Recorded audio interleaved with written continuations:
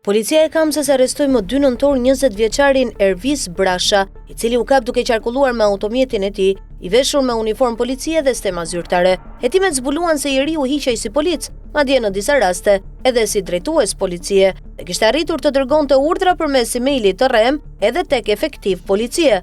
Gjithashtu, duke u hequr si polic, ai ka kontaktuar edhe efektiv të portit të Durrësit, duke ndërhyrë në punën e tyre dhe duke i marrë informacion. Gjatë kontrollit në banesën e tij, u gjetën dhe sekuestruan 4 karta identiteti të dyshuara si të falsifikuara, një armë sportive, uniformë policie, 16 stema e grada drejtuese, si dhe 3 kapele me shenja të policisë së shtetit. Brasha kishte krijuar kontakte me punonjës të vërtet policie, i shkruante atyre në rrjetet sociale dhe publikonte foto e video në institucione shtetërore i veshur me uniformë. Në disa raste ai ka hyrë edhe në Akademinë e Sigurisë, duke filmuar brenda ambienteve pa autorizim zyrtar, duke ngritur dyshime se mund të ketë pasur ndihmë nga persona të brendshëm. Sipas burimeve hetimore, 20 vjeçari dyshohet se ka përfituar para duke kërcënuar qytetar, por po hetohet edhe pista nëse është përdorur nga grupe kriminale për të ushtrirur si polic në veprime të palikshme. Materialet janë referuar në Prokurorinë e Tiranës për hetime të thelluara.